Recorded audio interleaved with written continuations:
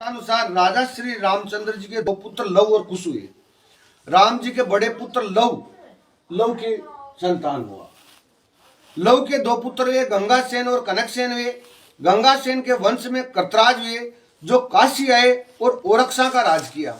अब एक मतलब ये अपने जो वो होती है उसको अपन क्या करें, ये अपने इतिहासों की किताबें मिलती है ना, वहाँ पे हमने दिया था, उसका नाम है गजेटियर। उस किताब का नाम है ना, तो वो किताब अलग है, वो तो हमने दिया आपको जो बनाई थी, हमारा देवी सिंह जी का उसमें फोटो भी है। एक अलग ही आप इतिहासकार की एक अलग वो थे, उसका क्या कहते हैं, उसको यूँ बोलते हैं बंदे को, उसके लिए अपने किताबें मिली सब हर तरह की। तो उसका नाम है गजेटर। गजेटर प्रश्न नंबर 11 पर इसका विवरण विस्तार पूर्वक लिखा हुआ है। सन विक्रमी संवत 675 से 1050 तक गैरवार और बुंदेला राजाओं का विवरण निम्न प्रकार से लिखा है। कर्तराज, महीराज, उदयराज, मुर्दराज, समरसेन, आनंद सेन, करण सेन, कुमार सेन, गरुण सेन और मोहन सेन और राजसेन और काशीराज, श्यामदेव, अमीरदेव और आजकरण, अभयकरण, जैतकर्ण, सोनपाल और करणपाल, इतने राजा थे, उन्होंने काशी के अंदर राज किया था। कर्णपाल के 3 पुत्र हुए, वीर, हेमकर्ण और अरियमा थे। कर्णपाल की मृत्यु के बाद में हेमकर्ण काशी की गद्दी पर बैठे। उसी समय उनके छोटे भ्राता ने अपनी सत्ता और लोलुपता के लिए हेमकर्ण को गद्दी से हटा दिया। हेमकर्ण अपने भातृभक्त आत्मा से तथा आध्यात्मवादी होने से बाई का विद्रोही दुश्मन न बन करके विद्यांचल पर्वत पर आकर के उसने विद्यावासिनी जगदम्बा की तपस्या करने लगा और देवी को प्रसन्न करने के लिए तलवार से अपना सिर काटकर समर्पित करना चाहा। जैसे ही खड़ग का प्रहार गर्दन पर किया तो देवी ने बीच में ही उनका हाथ रोक कर लिया, जिससे कुछ रक्त की बूंदे, खून की बूंदे हवन वेदी में गिर गई।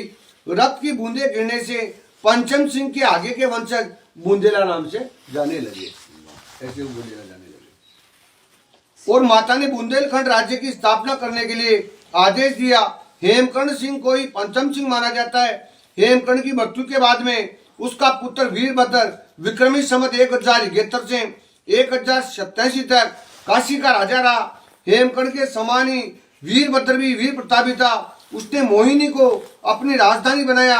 वीरभद्र की मृत्यु के बाद उसका पुत्र सिंहासन पर बैठा। कर्णपाल की मृत्यु के बाद बड़ा पुत्र कन्नर शाह मोहिनी के सिंहासन पे विराजमान हुए।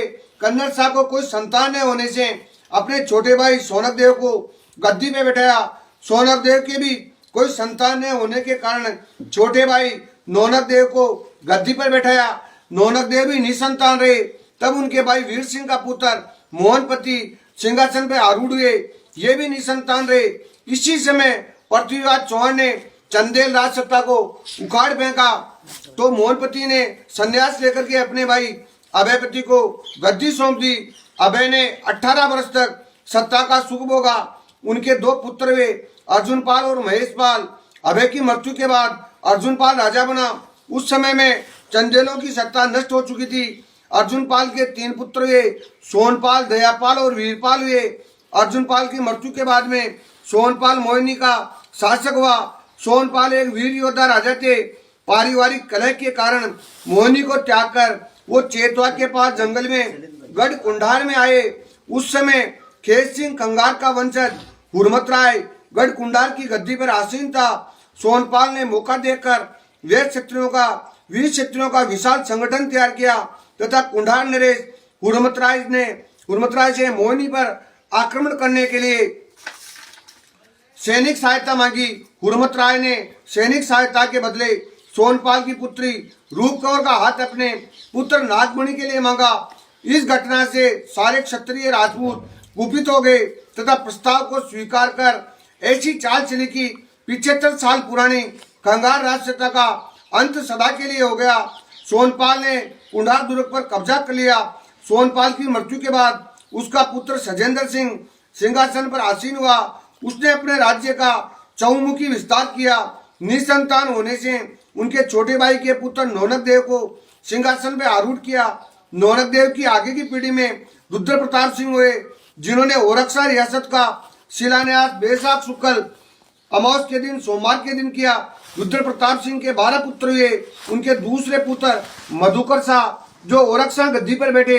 तीसरे पुत्र उदयादित्य के पुत्र भागवत राय वे, भागवत राय के पुत्र चंपत राय वे, जिनके पुत्र महान प्रतापी और छत्रसाल वे। गैरवार वंश का परंपरा बड़े ही प्रतापी शासक मधुकर शाह हुए, जो अकबर के समकालीन माने जाते हैं। मधुकर शाह श्री कृष्ण के परम उपासक थे। उनकी रानी कुंवर गणेश राम जी की अनन्य भक्त थी। रानी अयोध्या से रामलीला को साक्षात रूप स्वरूप में लेकर ओरक्षा, जहां आज भी उनकी पूजा राम राजा सरकार के रूप में की जाती है। मधुकर शाह की 6 रानियां थी, जिनमें 8 पुत्र हुए। प्रथम राम शाह, जो कुछ समय के लिए ओरक्षा और बाद में चंदेरी के शासक रहे। दूसरे पुत्र हरेल देव, जिनको हर्षण देव भी कहा जाता है, आप पिछोर के जागीरदार थे। तीसरे पुत्र भरसंग देव बड़ौनी और दतिया के जागीरदार थे। बाद में ओरक्षा के स्वतंत्र शासक रहे। रतन सिंह गौर झामर के शासक रहे। इंद्रजीत सिंह आप कच्छावा बरदारा के जागीरदार रहे। हरि सिंह देव